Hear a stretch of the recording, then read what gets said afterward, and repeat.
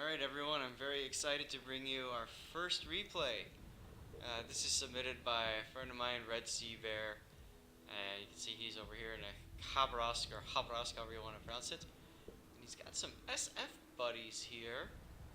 I'm going to assume that they're going to do some pretty strong carrying here since they're in a Taiho Essex. Yeah, okay.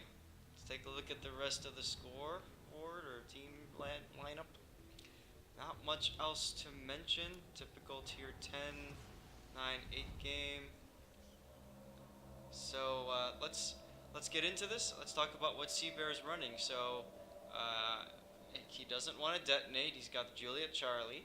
Looks like he's got the flags to add fire chance.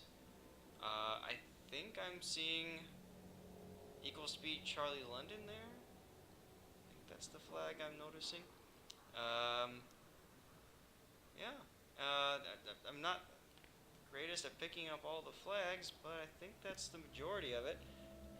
So let's see kind of what's going on with the mini map here, and we can kind of see that he's positioning himself for a quick push into C. Very aggressive here.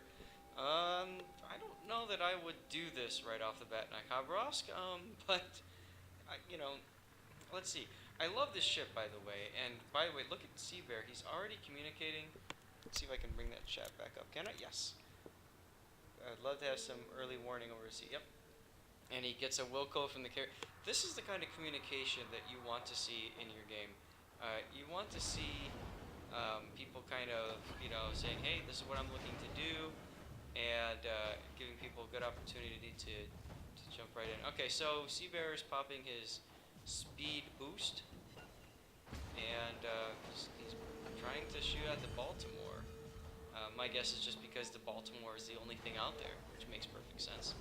He's got 3 people shooting at him right now. That's definitely time to bug out, but it is not going to be the not gonna signal his death knell now. At least I don't think so. We'll find out. I don't know much about this, the results of this battle. Just like you guys, I'm gonna find this out for the first time. Look at this, very smart play here by RedSeaBear. He's switching to AP shells, and the reason he's switching to AP shells is the Baltimore is at a 73-degree angle to him right now 72. He's got the ability to penetrate the hull. And Missouri spanked him hard for that one. One suggestion I was just about to make RedSeaBear was your aim felt a little low. I think a lot of your shells were dipping into the water and dying off. I would personally aim a little bit higher just for a little bit more kind of citadel action, or even if you don't get citadels, you'll probably pen the upper armor belt a little bit easier that way. So anyway, he's off to a good start. Speed boost is still active. And yeah, he's running heal, which is great.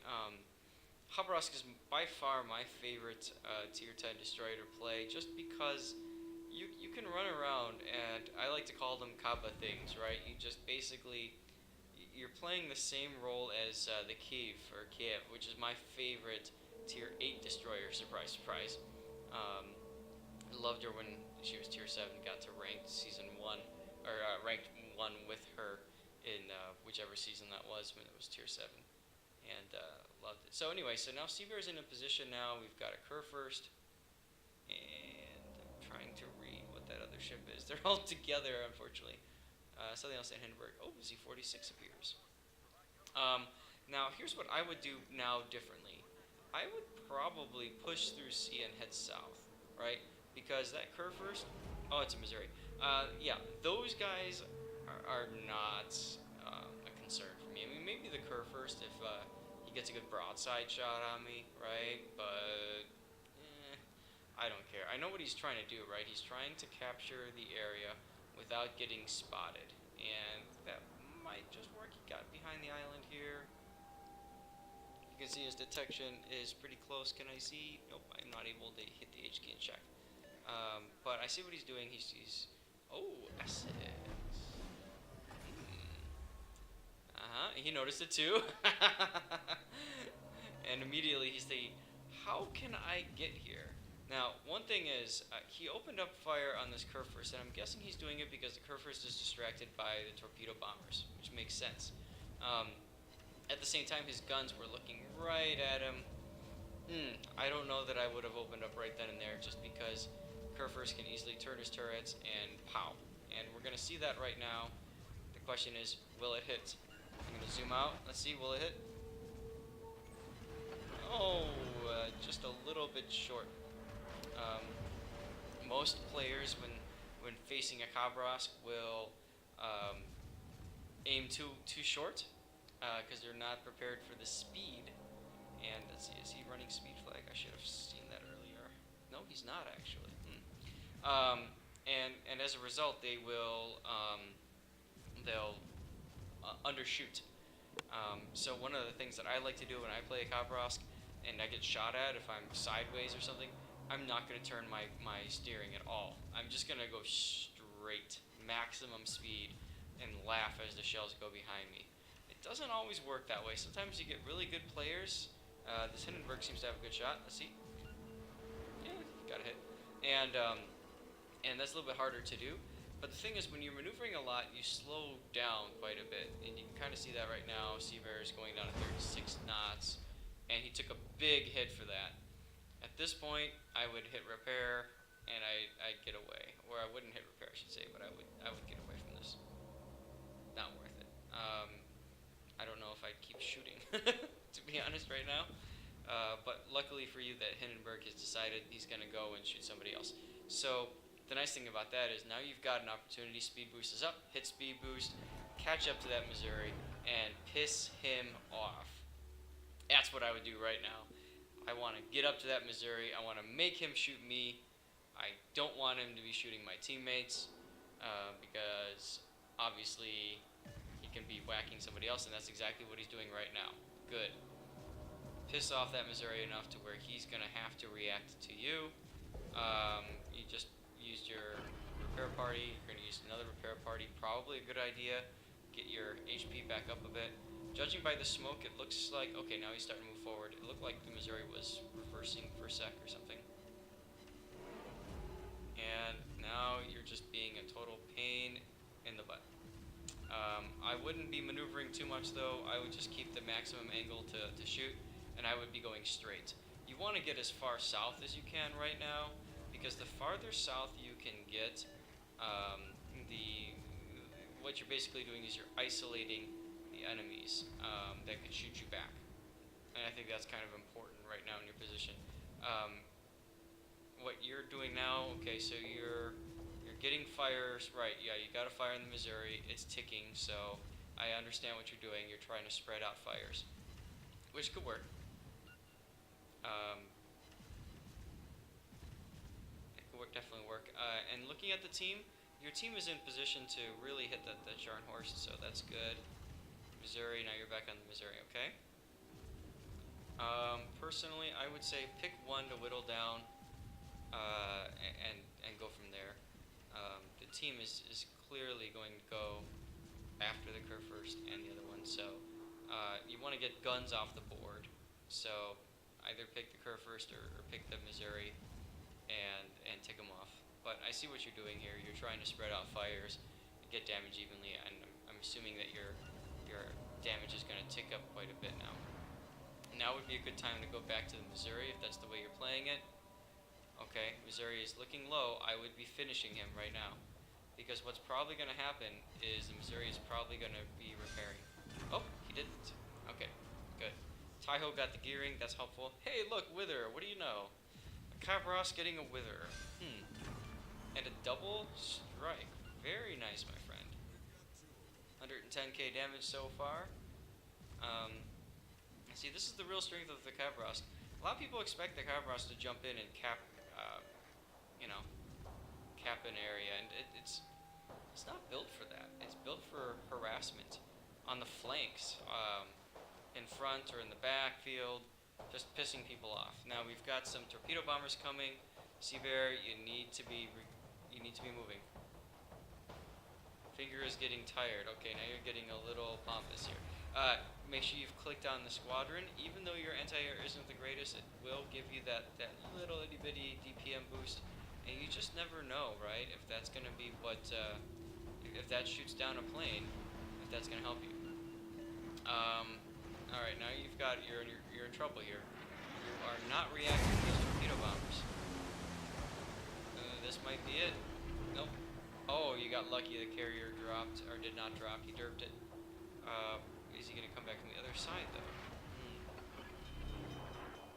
At this point, man, I would be on full survivability right now. Oh, you got complimented. Very nice. All right, those torps are coming in. You're looking at them. I don't think the Essex is using torpedo acceleration. No. So you can just easily just lazily turn to the right, and you've dodged that group. That's nice. And you switch to AP again. I guess that's useful, probably. Let's see. Will you get some good pens? Yeah, a couple. Back to APG. Here we go. Interestingly enough, the team is following you and kind of lemming training, which is okay, but good. You want that fire.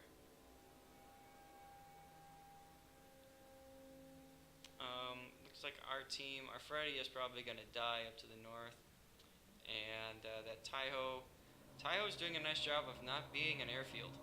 As you can see, this player has moved to the 9 line, moving south there. Missouri's dead. That's going to help the Freddy out quite a bit. And RedSeaBear is doing the right thing now. Looking at the way things are going, it's not worth just chasing after one lonely Hindenburg. You got to get your guns back into position. And look at that, just in time, your speed boost comes back up.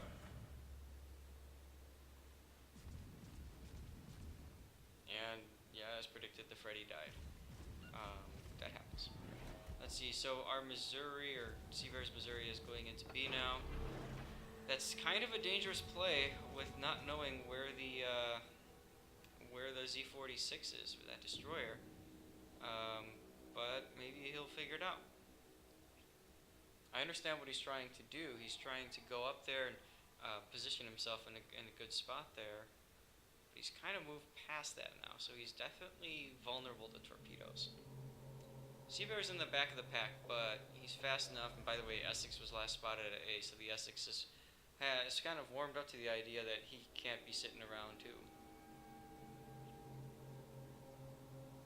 Okay, Z46 is in view and soon will be in range.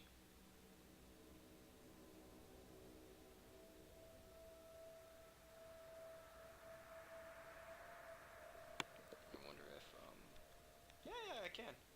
I'm gonna let's do a couple of screenshots here. One thing I want to do for this this channel as well is let's get some screenshots of players in their ships, in their element, and something maybe they can go home with, I guess. I don't know. Whatever. Alright, RedSeaBear. Let's see. Pour some guns on. There we go. Screenshotting.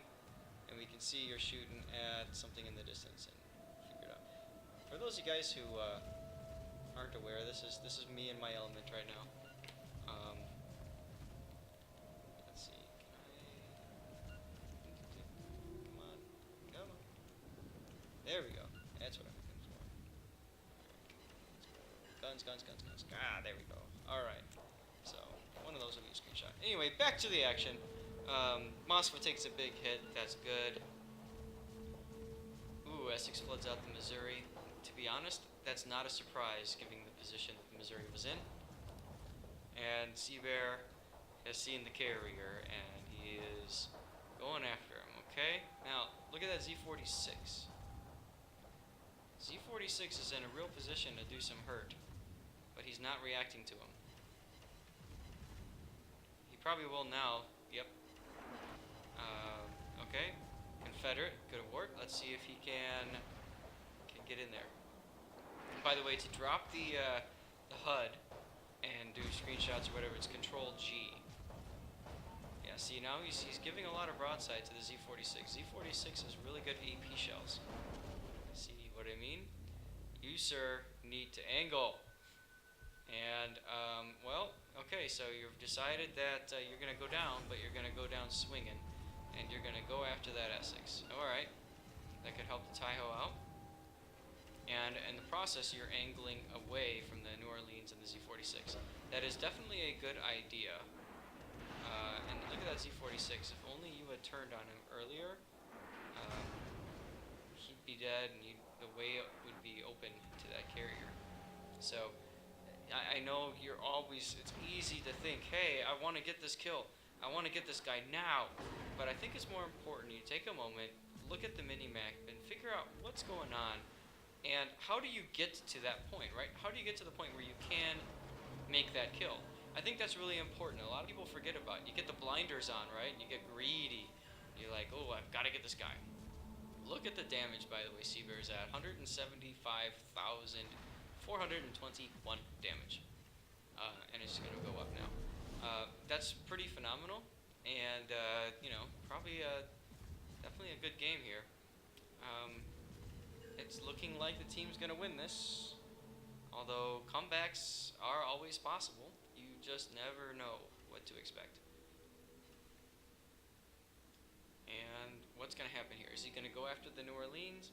I must live for Mother Russia. Okay, so now that he has taunted the team, you know what's going to happen, right? He's about to die right here. Let's call it. Actually, can I get in a position? Let's see if I can. Oh, I want to screenshot this death. Because that'll be fun. Assuming he dies. Let's see. Here comes the next shot. Will this do it? Yeah! Boom, man! Rip. Alright, that might be the channel screenshot right there. Oh boy. Control I don't... Can I control shift backspace? Can I do it? Come on. Control shift backspace. Replay controls enabled. There we go. We are now free. Free of RedSeaBear's dead Hulk. And now his watch is ended. 178,000 damage. He left that New Orleans barely alive. He left the Essex barely alive. He left the Z46 barely alive. So, the thing is, it's what we call a Pyrrhic victory, right? The enemy team is definitely going to lose. But at what cost? And RedSeaBear should not have died there. The Donskoy was not in a position to really support him either and help out, and I think that definitely hurt just a little bit. There's a Donskoy. And you know what? Well, wait, maybe we should go over to RedSeaBear's dead Hulk. Let's see, can I zoom? This is nice. Here we go. Ready for this? Ready? We're gonna screenshot this right here. Up, down. Okay. There we go. And the New Orleans died. Shocker, I know to all of you. So anyway, RedSeaBear, a good game. I would say for some suggestions for you for this, you definitely want to be thinking about where you want to be aggressive and where you want to not be aggressive. And I think prioritization of targets definitely is what killed you in this game. Had you prioritized Z46 when you saw him, you would have been fine. Had you bowed into him, even if you shot the Essex and bowed into the Z46, you would have been fine. But instead you sat there broadside to him and expected to just, I don't know, bounce his shells or something. And that definitely hurt. So, in any case, we are now moving around the screen, and we're looking at this Fletcher, who is definitely going to go and take out the Z46 and probably take out the Essex, and the game will end. So, yep, and the other flag that he's running that you're not RedSeaBear, see that Sierra mic right there? That's the speed flag. You definitely want the speed flag if you can fit it. Definitely important to run.